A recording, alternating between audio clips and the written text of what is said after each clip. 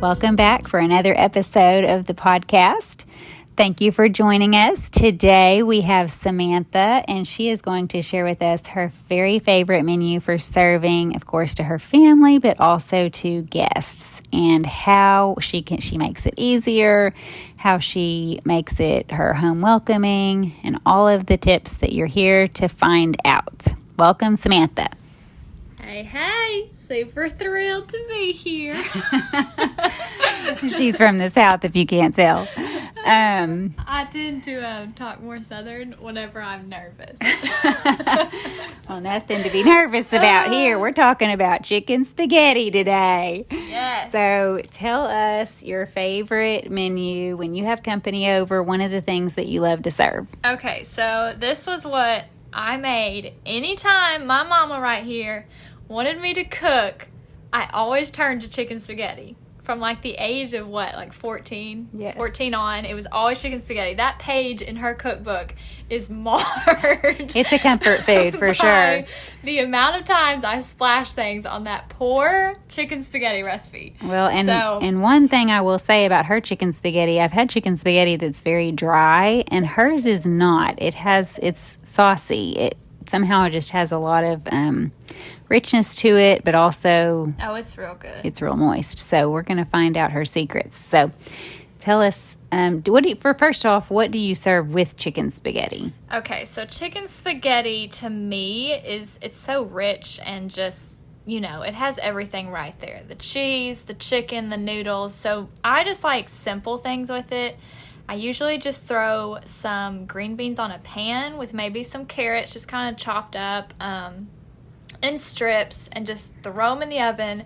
I love to put some sort of spice on my vegetables. I use chili lime seasoning from Trader Joe's, which I know not everyone can get that, but something like Slap Your Mama, classic Southern Cajun seasoning. That's a Cajun seasoning, which maybe a seasoned salt would work for people who don't have that. Yeah, seasoned salt, that sort of thing. Or you can go more of, I like to add lots of seasonings to my vegetables. I'll do onion, salt, and garlic, and pepper, but all those sorts of things, and I like to put them on green beans and carrots are probably that combo, just thrown in the oven and just roasted until they are divine. It's my favorite thing to serve with chicken spaghetti, and maybe some toast to soak up all the delicious juices. That sounds good. Yeah, throw some bread in with it.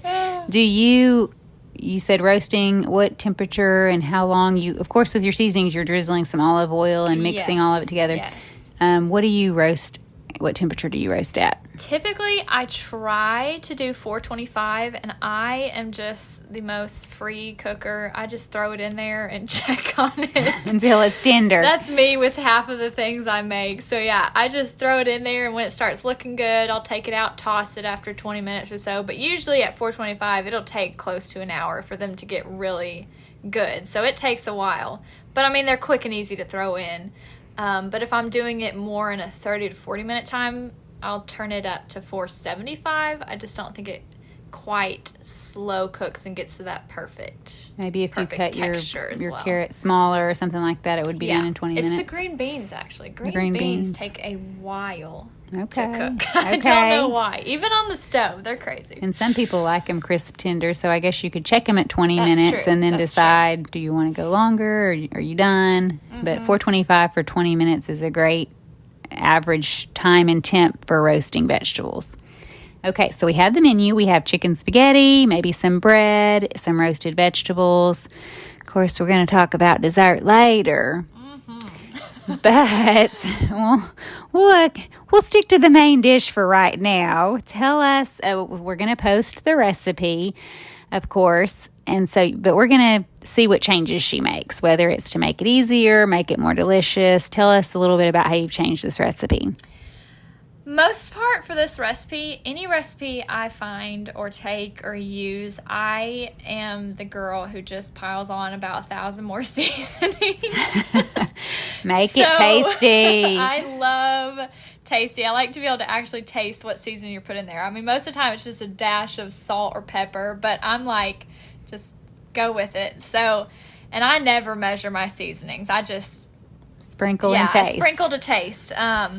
So the recipe calls for seasoned salt and cayenne pepper and salt and pepper, that sort of thing. So I'll put in, I'll use Slap Your Mama, which is similar to seasoned salt, and but I'll also add in things like chili lime. I'll honestly add in some garlic salt, especially if you're pairing it with garlic bread. I'll put in some onion salt, just flavors that sound and look good to go with it. I've put in and then, quick note on that, if you feel like you're doing too much salt, or you're on a low salt diet or something like that, you can also just do garlic powder, onion powder. Oh, yes. And then just pick one salt, like one seasoned salt or something like that. I've gotten to the point where we rarely use salt because we use so many other seasonings just to spice it up. But we use so much that you barely even notice you don't have salt. But yeah, so I love just adding in whatever seasoning you're like, this would be really good with chicken and noodles, or whatever seasonings you love and that it would taste good with this sort of thing. Just feel free to sprinkle it on there, because I'm telling you cannot go wrong unless you put something in there like ginger.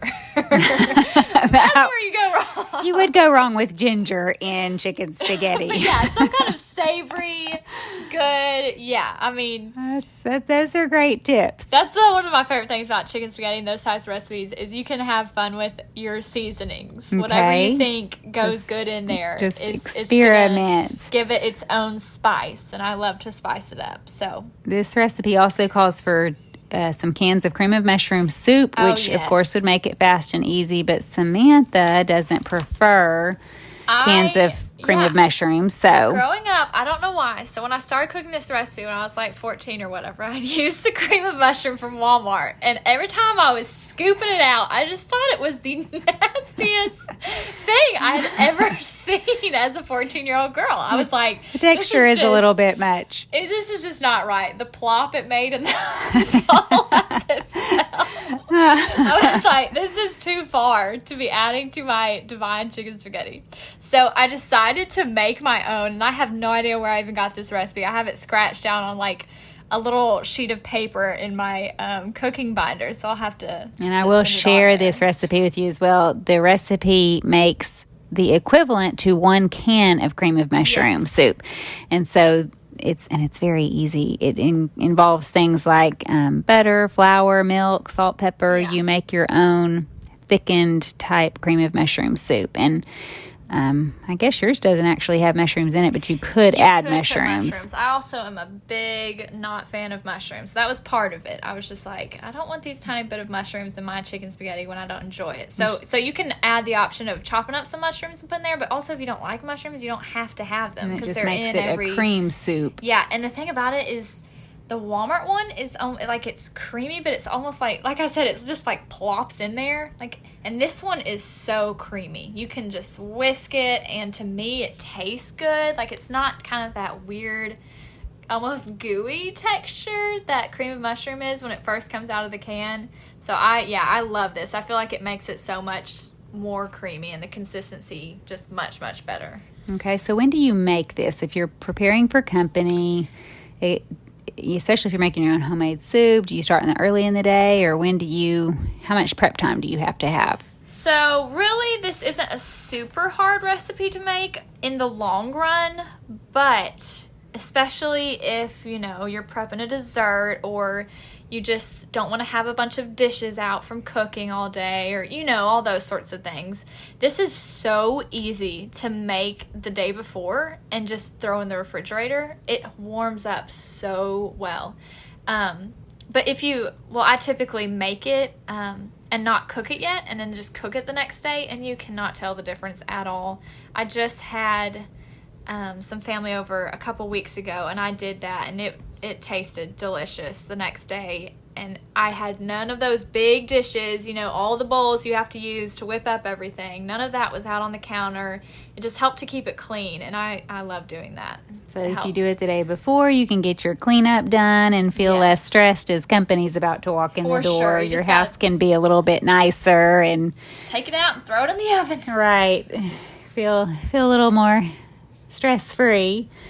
Okay, so you've given us some great recipe tips. Do you have a tip that will help people, or what's your best tip for showing just warm hospitality when somebody comes to your home? When you invite somebody over, what's your best tip? Okay, for me, I've always had a thing about things needing to smell good.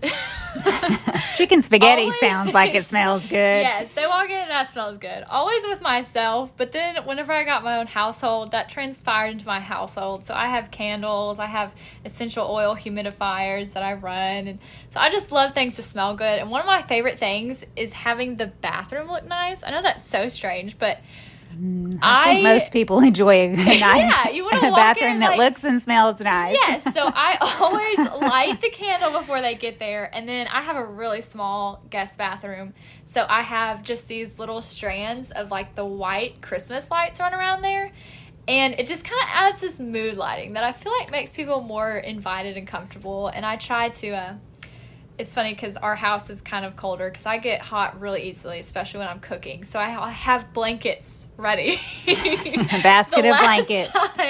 The last time I had people over, my uncle, he was sitting on the couch freezing, and I just tossed a blanket over to him. Here you go, you know. So I always have blankets ready because I do keep it colder, just being noticeable of that.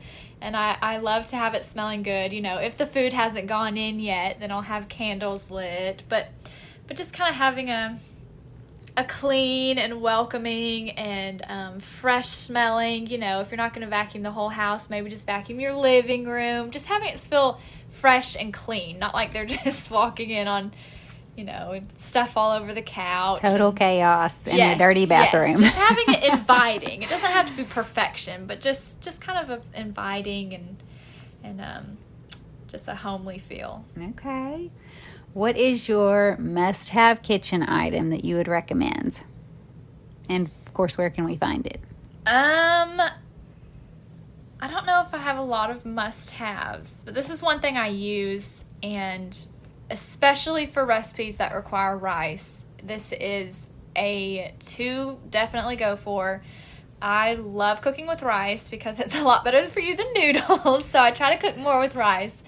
And I just love whipping up rice and chicken bowls with some vegetables and, you know, sauteed fruit on top or something.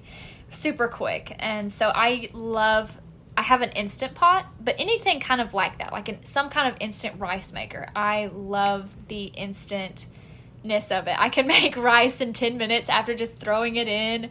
Oh my goodness, it makes cooking rice on the stove feel so overrated. So, fair. So the Instant Pot, I actually have one too, and I'm trying to learn how to use it. It's not an overwhelming amount of buttons, but it has a few different buttons. Of course, it came with an instruction manual, but sometimes I hear people saying, oh, I can just whip up this or I can do that, and that's not actually in the instruction manual. So how do you find how, like, let's say you're going to dump some ingredients in and make a quick soup, or you're going to make rice, or how do you quickly find, how do I use this, you know, for you? How do you find ways to use it? I had the exact same question when I first got it. So I realized real quick that apparently the internet has caught on to this, and you can search up pretty much any recipe specifically for Instant Pot.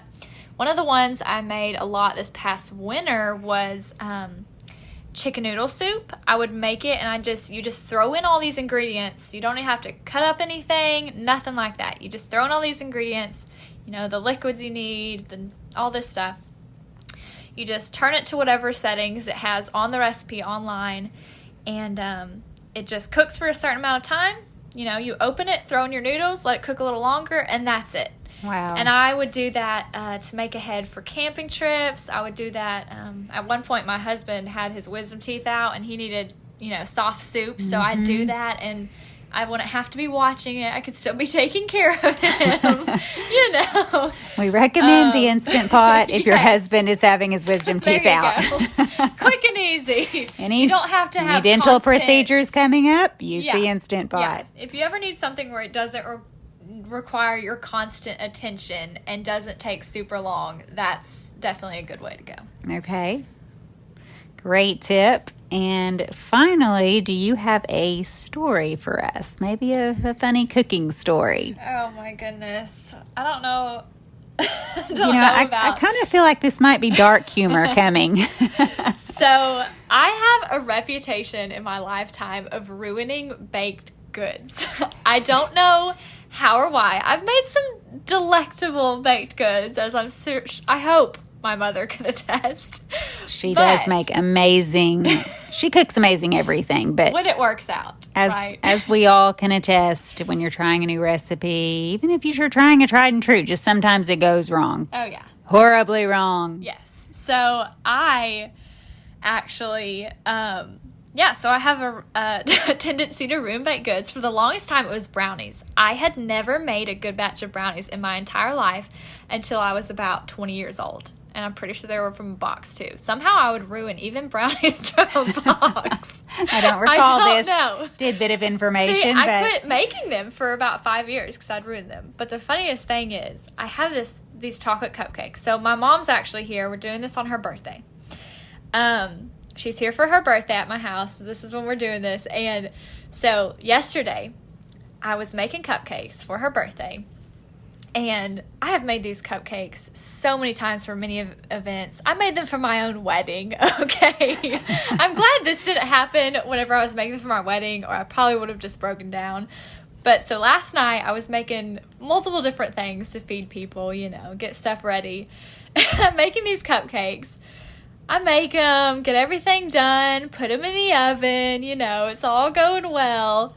Take them out, and they are stuck to the pan in a way I have never seen before. And this is after, okay, she had not been able to find her cupcake liners, yes, but she had put some oil or butter or something in They're nonstick, and I put so much nonstick on there because I was like, there's no way these are sticking. And they proved her wrong. Yes. So I just stood there. I got them out of the oven, and I just stood there and stared at them.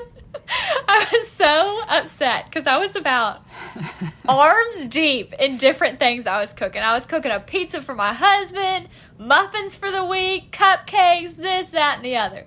So I was just sitting there staring at him like, you have got to be kidding me. Did you remember to put butter in the cupcakes? I don't even. Yeah, I did. Because I have about one stick of butter left in my fridge after all this bacon, okay? So I know that's been used. Okay. But, so I make another one. But before then, I was standing at my kitchen sink just staring into space. And my husband walks up. He's like, babe, are you all right? And I just go, I don't know. And he was like, just let the 1 tear fall and then suck them all back in. It's time to get baking again. It's time to make round 2. So thankfully he's the sweetest in the world and basically made almost all of round 2 cupcakes for me. I just kind of gave him instructions while I was making other things. But this is also almost at 9 o'clock at night, so I was pretty much done for the day. But this is 2 weeks before this. This has to do with the chicken spaghetti. Whenever I was making this chicken spaghetti for my uncle and his family who was coming over, I was making chocolate cake for that night. I kid you not. I made one chocolate cake recipe. It stuck to the pan after spraying it. Okay, I'm just going to have to be done with these pans. Maybe your spray is bad. Maybe so. Maybe we need to dump this spray in the trash. So I did one. It stuck to it. I was mediocrely upset. But I was like, I'll move on. Did it again, and I put it I even put, what do you call it? The parchment paper in the bottom of the cake pan. Filled it up. It tasted so strange. And was we might need to take a look at the recipe. It was all lopsided and weird. But this is the recipe I've made for your birthday 3 different times. And it's the super good one. I've made it for Serena's birthday. Just so many different times. It's a tried and true recipe for me. So I don't know what was going on. Maybe my oven was cooking weird. But so 2 down, and I was just like, you know what? I'm done with these chocolate cakes. I'm making some apple pie. So, that's pretty brave to go from chocolate cake to apple pie. That's, but delicious. I have been brought nearly to tears by chocolate cake and chocolate cupcakes. God is working on your heart through chocolate cupcake and chocolate cake. That actually might be accurate. Patience is a virtue. Well, I told her, I haven't really researched it. There's nothing to back this up, but I kind of feel like that may be where dump cake originated from. Yes. That happens. Just start scooping it out into a bowl, call it dump cake. I don't know if this is common, but it probably is by now. But at some point, some creative mom dumped it into a flower pot, put gummy worms in it, and sprinkled Oreos on top and called it, I don't know. Called it something. Mud pie or dump cake or something. Oh, so funny. Goodness. Hey, if I'd shown up and the cupcakes were all in tatters in a bowl with caramel sauce drizzled on top, you can bet your life I'd be eating it. Hey, but they looked good, though. They were. The ones I showed up to looked like they were straight out of a fancy bakery. They were That's beautiful. What I was going for. I was not backing down from the challenge. Well, you did rise to the occasion. But, if guests were coming over and all you had was stuck cake or cupcakes, just, throw those pieces into a bowl and put some brownie mix. Ghirardelli. That's the way to go. It tastes homemade. Okay, that or almost. Homemade pieces in a bowl and put some whipped cream on top. Call it good. I don't know. Pull the ice cream out of the freezer. Ice cream. With a little caramel ice cream's sauce. Better. There you go. All right. Well, funny. Thank you, Samantha, for sharing your favorite menu and all your tips for hostessing people in your home. Any day, anytime, y'all. And also some of your fails. Apparently I can't bake. We can all laugh along with you and grimace as well because it happens even to the best of us. Oh, it's true. All right. Well, thank you for joining us and Thank you for letting me. Yes, thank you, and we hope to have you back because it was a great time. I would love to. All right. Until next time. Bye.